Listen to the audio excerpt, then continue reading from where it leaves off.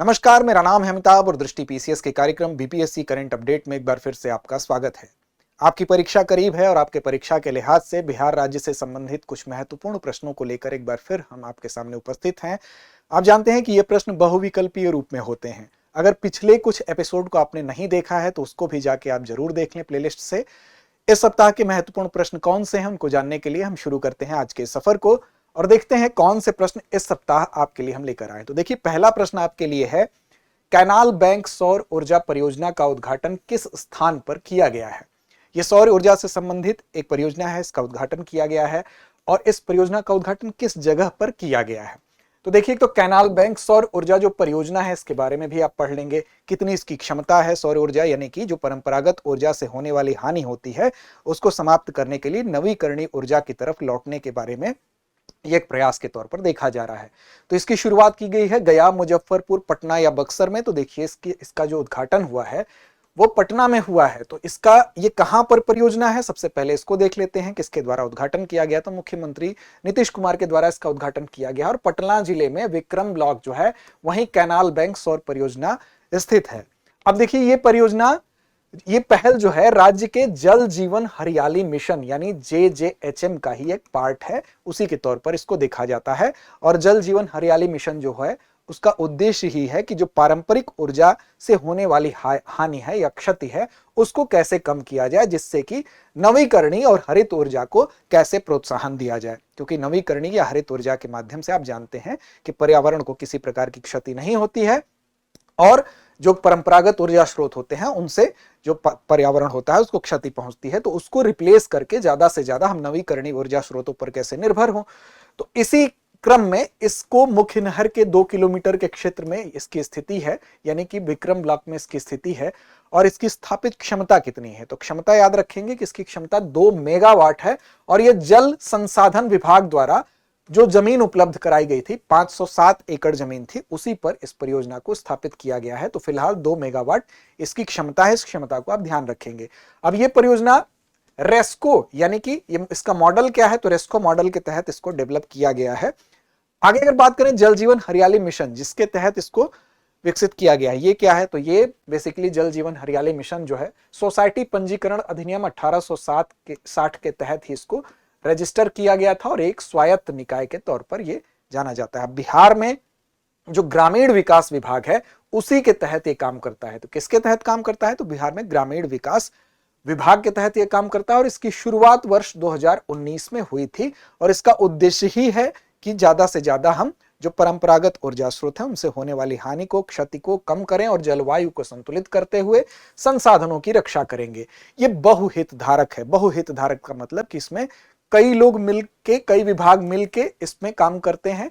और इसमें मुख्य तौर पर अगर बात करें तो ग्रामीण विकास विभाग जो है इसके काम को लागू करने के लिए, इसमें कोऑर्डिनेशन के लिए, समन्वयन के लिए मुख्य विभाग के तौर पर जाना जाता है। तो ग्रामीण विकास विभाग इस बहुहित धारक योजना में क्या भूमिका निभाता है, तो वो इसके समन्वय की भूमिका निभाता है, इसको लागू करने के लिए भूमिका निभाता है।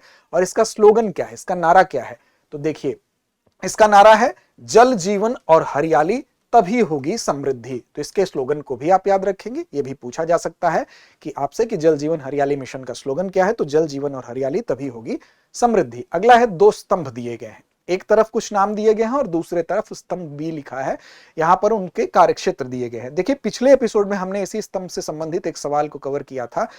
ये वही नाम है जिन लोगों को बिहार की तरफ से पद्म पुरस्कार से ये लोग सम्मानित हुए हैं।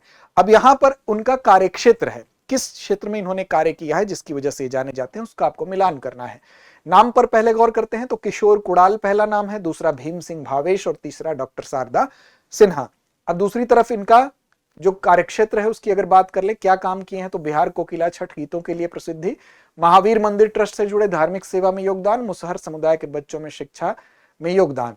तो देखिए यहां पर अगर किशोर कुणाल जी की बात की जाए तो ये महावीर मंदिर ट्रस्ट से जुड़े रहे हैं और धार्मिक सेवा में योगदान के लिए जाने जाते हैं। वहीं भीम सिंह भावेश की अगर बात करें तो एक हाशिए पर खड़ा ऐसा समुदाय जो कि मुसहर समुदाय है, उसके बच्चों के शिक्षा के लिए आपने प्रयास किया है। और साथ साथ शारदा सिन्हा जी, आप जानते हैं कि बिहार कोकिला है और जो लोकगीत यहाँ की है उस परंपरा को अंतर्राष्ट्रीय स्तर पर ख्याति दिलाने में विशेष रूप से छठ गीतों के लिए आपको जाना जाता है। तो यहां पर विकल्प आपका ए सही हो जाएगा। इस लिहाज से अब देखिए विस्तार से देखते हैं। तो किशोर कुणाल जी जो कि एक पूर्व आईपीएस अधिकारी थे और महावीर मंदिर ट्रस्ट के प्रेसिडेंट के रूप में भी ये रह चुके थे, अध्यक्ष रह चुके थे, और इनको विशेष तौर पर धार्मिक और धर्म के लिए सेवा करने के लिए, इनके योगदान के लिए सम्मानित किया गया है, पद्म पुरस्कार इनको मिला है। अब आपको ये बताना है कि तीनों लोगों को जो पद्म सम्मान मिला है वो कौन कौन से पद्म सम्मान इनको दिए गए हैं। कमेंट बॉक्स में जरूर बताइए, अगर नहीं पता है तो पिछला एपिसोड देखिए, वहां पर इसको कवर किया गया, वहां से देख के आप सही उत्तर यहां पर बता सकते हैं। भीम सिंह भावेश की अगर बात करें तो ये एक पत्रकार पेशे से और बिहार के हाशिए पर खड़े जो मुसहर समुदाय है इसके बच्चों तक औपचारिक शिक्षा की पहुंच कैसे सुनिश्चित की जाए, इस दिशा में इन्होंने काम किया है और इसके लिए ही व्यापक स्तर पर इनके कार्यों के लिए ही इनको पद्म पुरस्कार से सम्मानित किया गया। वहीं पर शारदा सिन्हा जी की बात करें तो लोकगीत को विशेष तौर पर बिहार की संस्कृति से जिसकी जड़ें जुड़ी हुई हैं, छठ गीत विशेष तौर पर इन्होंने गाया, उसको एक अंतर्राष्ट्रीय पहचान दिलाने में आपका योगदान है, इसीलिए आपको बिहार कोकिला के नाम से भी जाना जाता है और केवल राष्ट्रीय ही नहीं अंतर्राष्ट्रीय ख्याति आपने प्राप्त की। आपको कमेंट बॉक्स में एक चीज और बताना है कि इनका संबंध बिहार के किस जिले से है, तो इस चीज को जरूर आप कमेंट बॉक्स में बताएं। इसको भी पिछले एपिसोड में कवर किया गया है। अगला है आयुष्मान भारत डिजिटल मिशन यानी एबीडीएम स्कैन और शेयर सुविधा के तहत सबसे अधिक क्यूआर कोड स्कैन करने वाला राज्य कौन सा है। तो देखिए आयुष्मान भारत डिजिटल मिशन यानी कि स्वास्थ्य सेवा को डिजिटल बनाने की दिशा में एक प्रयास है। इसमें एक विशेष युक्ति है, क्या है, स्कैन और शेयर, यानी स्कैन करके और उसको शेयर करके आप इसमें अपने स्वास्थ्य सेवा का लाभ ले सकते हैं। विशेष तौर पर अगर आप डॉक्टर को दिखाने जाते हैं, ओपीडी में आपको अगर अपॉइंटमेंट लेना होता है तो ये सारी प्रक्रिया यहां पर आप ऑनलाइन डिजिटल तरीके से कर सकते हैं। अब इसमें इस क्यूआर कोड को स्कैन करने वाले राज्य में सर्वोपरि कौन सा है, यहां पर तो आपको फिल्टर करने में आसानी होगी क्योंकि बिहार राज्य से संबंधित प्रश्न है तो जाहिर तौर पर आप जान रहे होंगे कि बिहार की ही इसमें सहभागिता सर्वोपरि रही होगी, इसलिए इसको यहां पर शामिल किया गया। लेकिन जब 150 प्रश्न आपकी परीक्षा में होंगे तो वहां पर यह प्रश्न आपको थोड़ा सा सोचने पर विवश कर सकता है। तो याद रखिएगा बिहार ही इसमें सबसे ऊपर रहा है, हालांकि उत्तर प्रदेश भी और साथ साथ आंध्र प्रदेश भी इसमें अग्रणी रहे हैं, लेकिन बिहार से पीछे हैं। अब क्या है ये योजना, तो देखिए बिहार में स्कैन और शेयर सुविधा जो है इसमें देश में बिहार पहले स्थान पर है और 92% ओपीडी जो पंजीकरण है बिहार में अब ऑनलाइन होता है और एबीडीएम के तहत देश भर में अगर आंकड़े को देखेंगे आप तो 11.38 करोड़ ओपीडी पंजीकरण हुए, जिसमें से कि अकेले बिहार में 2.94 करोड़ यहां पर आंकड़े केवल बिहार की तरफ से हैं। वहीं दूसरी ओर उत्तर प्रदेश में देखें तो 2.25 करोड़, आंध्र प्रदेश में 1.70 करोड़ ओपीडी पंजीकरण हुए हैं 11.38 करोड़ में से। आयुष्मान भारत की बात कर लें तो भारत की एक डिजिटल मिशन है। आयुष्मान भारत डिजिटल मिशन क्या है, तो राष्ट्रीय डिजिटल स्वास्थ्य पहल है, यानी कि स्वास्थ्य व्यवस्था को ज्यादा से ज्यादा डिजिटलीकृत करने के लिए एक पहल है। इसमें चाहे रोगी हो, चाहे डॉक्टर हो, चाहे इनका एडमिनिस्ट्रेशन हो, उसको कैसे डिजिटल तरीके से कनेक्ट किया जा सकता है, इसके लिए प्रयास होता है। अब मरीज का इलाज, चाहे उसकी जांच हो, उसकी दवा हो या पर्ची बनाना हो, सब कुछ एक डिजिटल रिकॉर्ड में सुरक्षित रहेगा और क्यूआर कोड स्कैन करके मरीज खुद को आसानी से रजिस्टर भी कर सकता है। अब इसमें बिहार की 2 स्वास्थ्य ऐसी योजनाएं हैं, इनको इसके साथ संबद्ध भी किया गया है। जैसे मुख्यमंत्री डिजिटल हेल्थ योजना है और भाव्या योजना, जिसको कि बिहार हेल्थ एप्लीकेशन विजनरी योजना फॉर ऑल कहा जाता है। इन दोनों योजनाओं को इसके साथ संबद्ध किया गया है और ये दोनों योजनाएं एबीडीएम से जुड़ के स्वास्थ्य आईडी यानी आभा नंबर और ई हेल्थ रिकॉर्ड तैयार करने का काम करती हैं। अगला प्रश्न आपके सामने है, 9 जून 2025 को पटना में किस दैनिक अखबार के संस्करण का उद्घाटन मुख्यमंत्री के द्वारा किया गया है। देखिए एक राष्ट्रीय स्तर का अखबार है, उसके अलग अलग संस्करण होते हैं, ऐसा नहीं कि हर जगह उसके संस्करण छपते हो, कुछ एक चुनिंदा जगहों से ये संस्करण छपते हैं।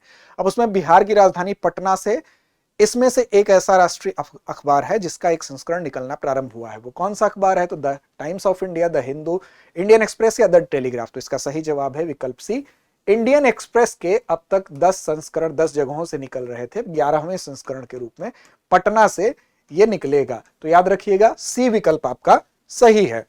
अब तारीख कौन सी है, तो 9 जून 2025 को कौन सा न्यूज़पेपर है, इंडियन एक्सप्रेस है।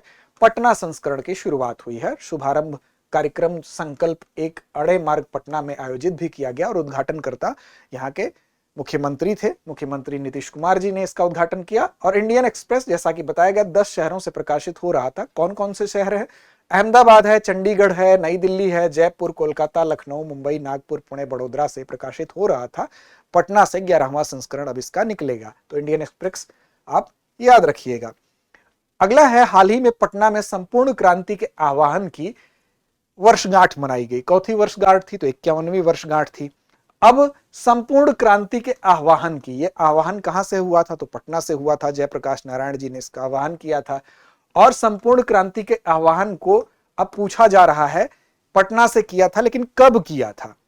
विकल्प आपके सामने है 15 अगस्त 1975, 26 जनवरी 1974 मुंबई, 5 जून 1974 गांधी मैदान पटना। तो देखिए पटना से हुआ था, चूंकि ये बता दिया गया आपको, इसलिए 5 जून 1974 की तिथि याद रखिएगा। इस लिहाज से इसकी 51वीं जो है वो वर्षगांठ मनाई गई है। अब 50 वर्षगांठ जब पूरी होती है तो कोई भी चीज महत्वपूर्ण हो जाता है, 100 पे महत्वपूर्ण हो जाता है। इस लिहाज से चूंकि पटना जो है वो वहां से संबंध किसका है? जयप्रकाश नारायण जी का है। यहीं से उन्होंने अपने संपूर्ण क्रांति के आह्वान को किया था, इसलिए अपने आप में महत्वपूर्ण सवाल हो जाता है। इस सवाल को आपके सामने रखने का मतलब ही है कि इस टॉपिक को आपके सामने रखा जाए। इस पूरे टॉपिक को आप पढ़ लेंगे क्योंकि परीक्षा के लिहाज से महत्वपूर्ण है।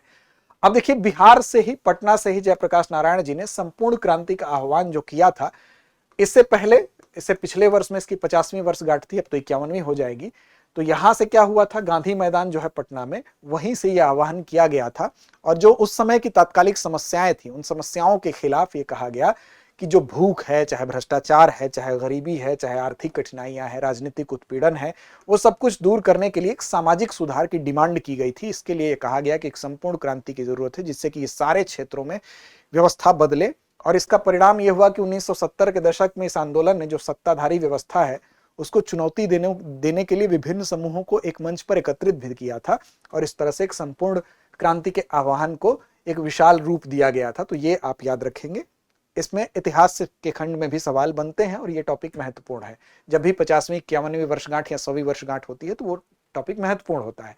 अगला प्रश्न है, नालंदा विश्वविद्यालय के 3 पुस्तकालयों में से निम्नलिखित में से कौन सा नहीं था? अब देखिए विकल्प आपके सामने। आप जानते हैं कि नालंदा विश्वविद्यालय 5वीं से लेकर 12वीं शताब्दी तक अपने चरमोत्कर्ष पर था। और प्राचीन भारत के शिक्षा केंद्रों की जब भी बात होगी तो उसमें नालंदा का नाम सबसे ऊपर लिखा जाता है। तो देखिए यहां पर रत्न ज्योति पुस्तकालय, रत्नोदधि पुस्तकालय, रत्न सागर पुस्तकालय और रत्न रंजक पुस्तकालय, ये 4 विकल्प आपके सामने हैं। कौन सा विकल्प इसमें देखिए नहीं था, पूछ रहा है आपसे। तो देखिए यहां पर रत्नोदधि पुस्तकालय, रत्न सागर, रत्न रंजक था, रत्न ज्योति पुस्तकालय नहीं था। तो ए विकल्प आपका सही होगा। नालंदा की स्थापना किसने की थी? तो आप जानते हैं कि नालंदा विश्वविद्यालय की स्थापना गुप्त सम्राट कुमार गुप्त के द्वारा की गई थी। कब की गई थी? तो 427 ईस्वी में की गई थी। लेकिन ये अपने बाद में हर्षवर्धन और पाल शासकों के समय अपने चरमोत्कर्ष पर जाता है और 5वीं से लेकर 12वीं शताब्दी तक इसकी ख्याति काफी ज्यादा रहती है। चीनी जो यात्री था वेनसांग, वो भी यहाँ पर आया, यहाँ पर रहकर उसने 5 वर्ष तक अध्ययन भी किया, इसका वर्णन भी किया। तो फिलहाल नालंदा की अगर बात करेंगे तो इसमें 9 मंजिल की लाइब्रेरी थी और इस 9 मंजिल की लाइब्रेरी के 3 भाग थे। रत्नरंजक भी था, रत्नोदधि भी था और रत्न सागर भी था, लेकिन रत्न ज्योति नहीं था। इसलिए आपका ए विकल्प सही है। आगे बढ़ेंगे उससे पहले आपको बता दें कि MPPSC फाउंडेशन बैच के संबंध में सूचना है। दिनांक 16 जून से दोपहर 3 बजे से नया बैच प्रारंभ हो रहा है और इसके लिए विस्तार से जानकारी के लिए आप 87501 पर कॉल कर सकते हैं और विस्तार से जानकारी ले सकते हैं। अंत में हमारी परिपाटी अभ्यास प्रश्न की होती है। आज का अभ्यास प्रश्न आपके लिए है। बीच में पूछे गए सवालों के जवाब के साथ अभ्यास प्रश्न के जवाब भी आप दें और पीछे के अगर आपने एपिसोड नहीं देखे तो एक बार जरूर देखें, क्योंकि आपकी आगामी परीक्षा में वो काफी महत्वपूर्ण साबित होने वाले हैं। आज का प्रश्न है, बिहार राज्य के उत्तर से दक्षिण की लंबाई लगभग कितनी है? 250 किलोमीटर, 300 किलोमीटर, 345 किलोमीटर या 400 किलोमीटर? तो इस प्रश्न का जवाब कमेंट बॉक्स में देना ना भूलें। लड़ते रहें, अपने लक्ष्य की ओर बढ़ते रहें। डियर व्यूअर्स, अपने एग्जाम की तैयारी को और बेहतर करने के लिए हमारे चैनल को लाइक, शेयर और सब्सक्राइब करना न भूलें।